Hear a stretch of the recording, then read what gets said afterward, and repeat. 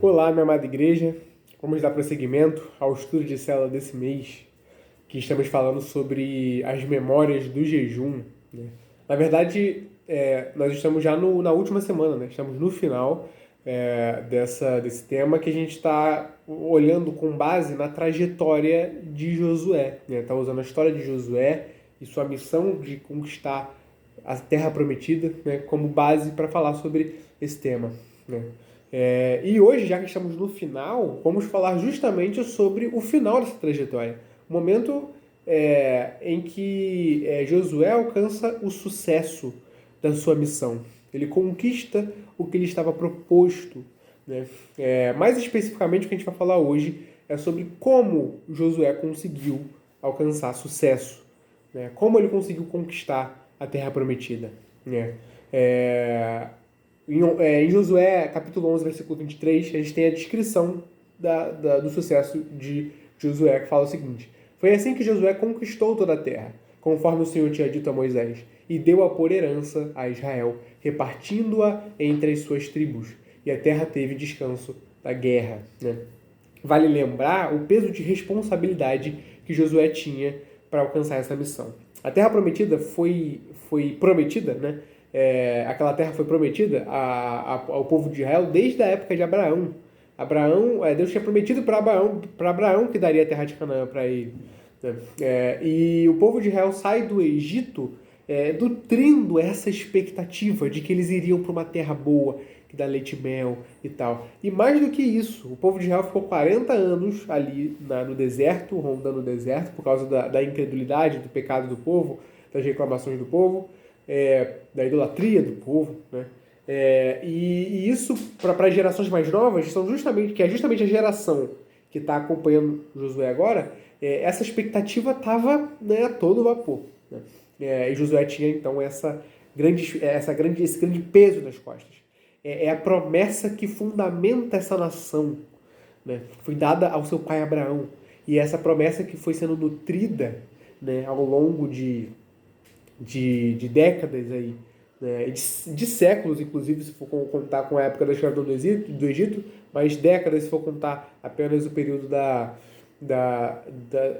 do deserto, né, que o povo estava no deserto, né? Então, que grande peso Josué tinha nas costas para conquistar essa terra, né? Ele tinha que ter sucesso na sua missão.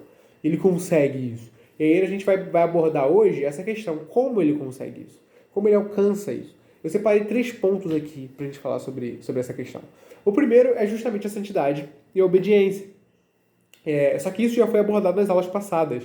As aulas passadas estão envoltas justamente desse tema, né, da santidade, da obediência. A gente falou sobre santificai-vos, pois Deus fará maravilhas entre vós na primeira semana. Teve a circuncisão do coração, a obediência propriamente dita na terceira semana. E na semana passada a gente falou sobre o temor do Senhor. Tudo que envolve essa questão da nossa conduta, da obediência à lei de Deus. Só que hoje a gente vai falar sobre, além desse ponto, né, que já foi abordado, os outros 2 pontos que eu separei são os que a gente vai focar aqui. E o primeiro é a meditação na palavra. O próprio livro de Josué traz muito claramente essa como a fórmula do sucesso. Sem querer se pagar de coach aqui, né, mas a fórmula do sucesso. Porque bem parece isso mesmo. Esse texto todo mundo conhece, lá em Josué 1, 7 e 8 diz: somente seja forte e muito corajoso. Tenha o cuidado de obedecer a toda a lei que o meu servo Moisés me ordenou. Não se desvie dela nem para a direita, nem para a esquerda, para que você seja bem-sucedido por onde quer que andar. Não deixe de falar as palavras deste livro da lei e de meditar nelas de dia e de noite, para que você cumpra fielmente tudo o que nele está escrito.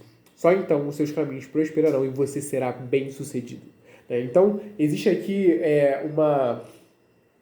um encorajamento de Deus a Josué para que ele obedeça a lei de Deus. E isso, a obediência está intimamente relacionada ao sucesso que Josué quer conquistar, né? Ele precisa obedecer para ser bem-sucedido. A questão é que para obedecer precisa acontecer uma coisa antes, que é meditar na lei de dia e de noite. Inclusive falar a lei, pregar a lei, né? Ensinar a lei ao resto do povo. Como líder, Josué tinha também essa incumbência de falar a lei aos outros, né?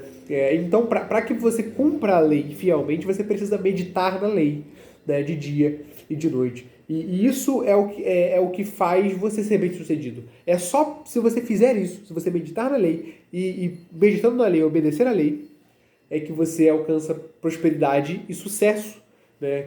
Isso foi dado, essa foi a palavra dada a Josué. E eu vejo que o Salmo 1 faz um pouco de eco essa ideia, talvez não diretamente, mas eu acho que faz eco a ideia de forma geral, quando fala no Salmo 1, versículos 1 a 3. Como é feliz aquele que não segue o conselho dos ímpios, não imita a conduta dos pecadores, nem se assenta na roda dos zombadores. Ao contrário, sua satisfação está na lei do Senhor, e nessa lei medita dia e noite. É como árvore plantada à beira de águas correntes. Dá fruto no tempo certo, e suas folhas não murcham. Tudo o que ele faz prospera.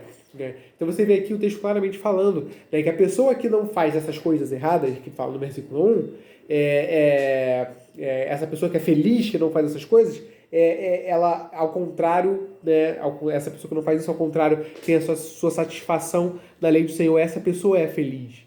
Né? Essa pessoa que medita na lei de dia e de noite. E os caminhos dessa pessoa prosperam, essa pessoa alcança sucesso.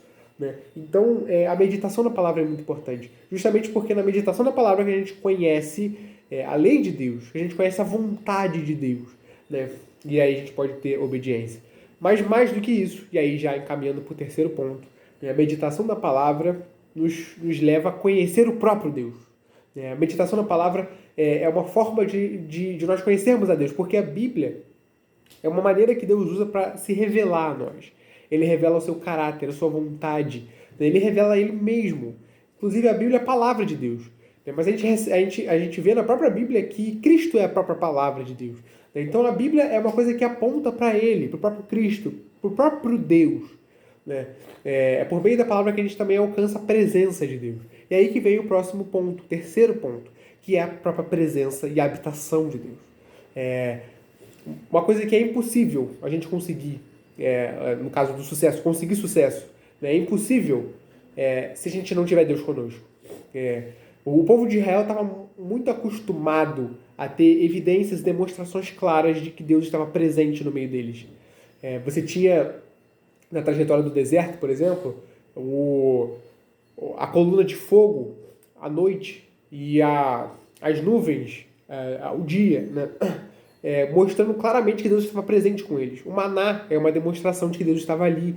Todos os milagres que aconteciam para prover as necessidades do povo de Israel eram demonstrações claras de que Deus estava presente e caminhando com eles. Né? E mais do que tudo isso, o próprio tabernáculo era a representação máxima de que Deus estava ali habitando em meio àquele povo. E é justamente a presença de Deus em meio àquele povo que faz o povo conseguir, né, alcançar tudo o que eles precisam alcançar. Né? Lógico, alguns impeditivos acontecem no meio desse caminho, que é justamente a santidade e a obediência. Quando o povo falha nisso, eles têm problemas. Né? Os 40 anos no deserto foi por causa da desobediência, né? Foi por causa da falta de santidade. Né? E essas coisas impediam também. Né? Mas com essa condição, né, sendo estabelecida, já sendo satisfeita, a presença de Deus é a coisa talvez mais importante aí. Né? Deus precisa estar presente para que o povo consiga o que eles precisam. Né? Na história de Josué não é diferente. Deus está sempre presente ali. E é justamente a presença de Deus que faz eles conseguirem conquistar tudo o que eles precisam.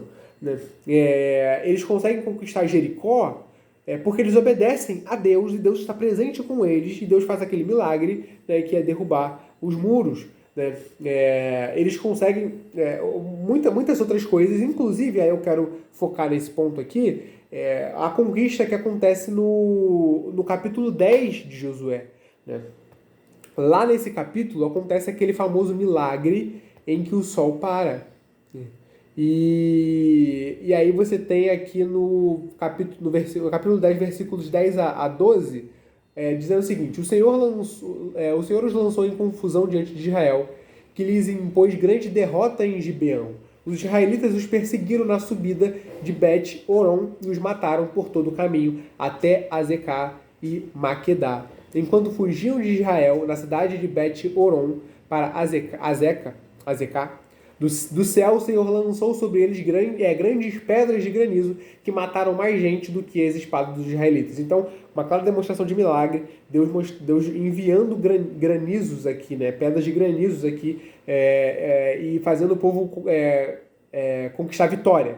Mas em seguida continua. No dia em que o Senhor entregou os amorreus israelitas, Josué exclamou ao Senhor na presença de Israel: Sol pare sobre Gibeon, e você, ó lua, sobre o vale de Ajalon. O sol parou e a lua se deteve até a nação vingar-se dos seus inimigos, como está escrito no livro de Jazar. O sol parou no meio do céu e por quase um dia inteiro não se pôs. Nunca antes nem depois houve um dia como aquele, quando o Senhor atendeu a um homem. Sem dúvida, o Senhor lutava por Israel. Então você vê aqui claramente a evidência clara de que Deus estava lutando pelo seu povo, de que Deus estava ali acompanhando aquele povo na sua trajetória, junto com eles, né, ao ponto de atender a oração de um homem. Esse é o grande foco aqui. O capítulo 14 revela o grande foco dessa história. Nunca antes nem depois houve um dia como aquele, quando o Senhor atendeu a um homem. Né? Então, o milagre em si nem é o grande foco, apesar de ter sido extraordinário. O grande foco é que Deus atendeu um homem, sabe? Deus estava com aquele homem. Deus estava com aquele povo. Diz em seguida, sem dúvida, o Senhor lutava por Israel. Essa é a grande... É o extraordinário nessa história.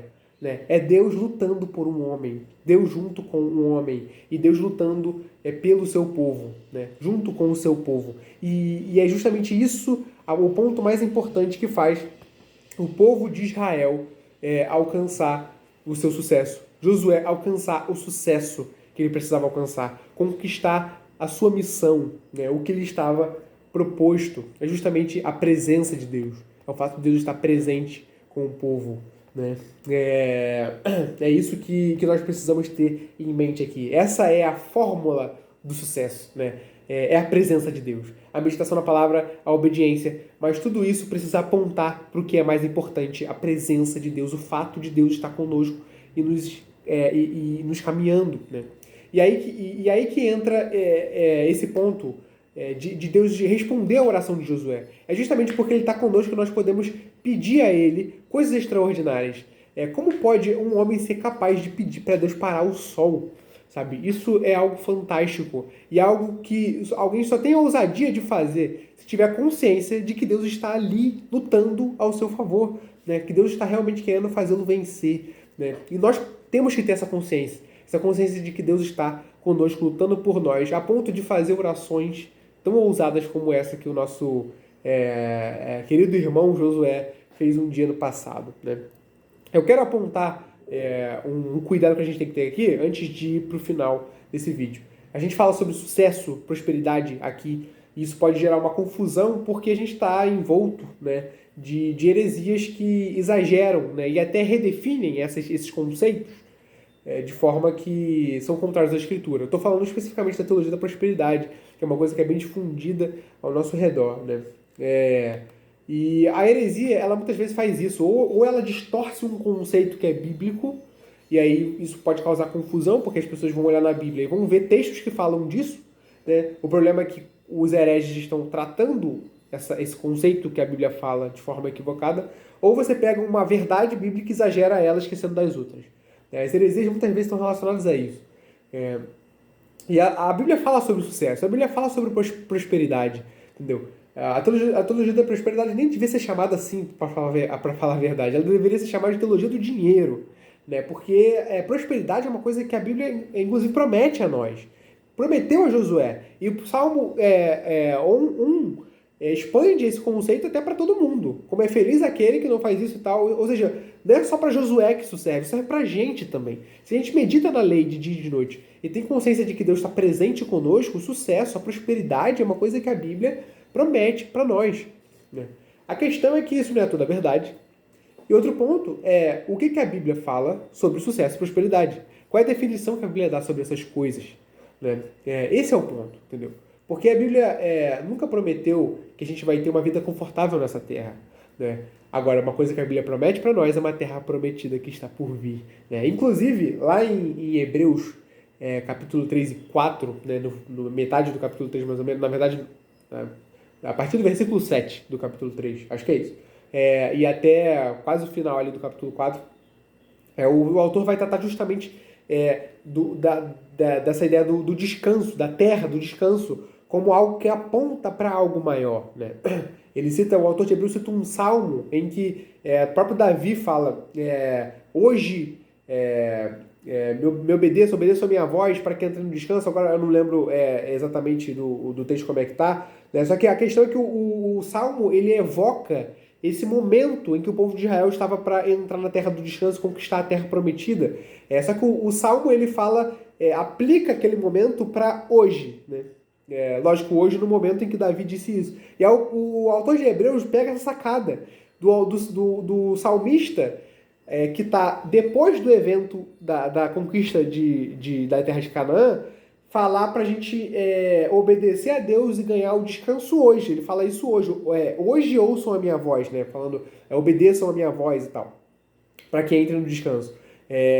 A ideia é que quando o autor de Hebreus usa esse salmo, é para justificar o que ele está querendo apontar, né? De que ainda hoje, né? De acordo com esse salmo, ainda hoje existe um descanso proposto a nós. Ou seja, aquele momento, aquele descanso que Josué estava querendo conquistar, a terra prometida, para que o povo pudesse descansar na terra que dá leite e mel, né? Aquilo aponta para algo maior, para algo que nós hoje precisamos lutar para alcançar, né? Estou falando da Nova Jerusalém, da nossa pátria que está no céu, de onde também aguardamos o nosso Salvador, o Senhor Jesus Cristo, né? Existe uma terra, um descanso que nos é proposto, que nos foi prometido, né? E o sucesso que nós precisamos conquistar, que nós precisamos alcançar, é justamente essa terra, né? É justamente isso. Você acha que Paulo teve um ministério bem sucedido? Sim, porque ele foi fiel até o fim, perseverou até o fim e alcançou essa terra prometida, né? Mas ele morreu decapitado, sofreu demais na sua vida. Jeremias a mesma coisa. Jeremias talvez foi um dos profetas que mais sofreu na Escritura. Você acha que Pedro foi bem sucedido na sua vida? Com certeza, porque ele foi fiel até o fim, perseverou até o fim e alcançou a terra prometida.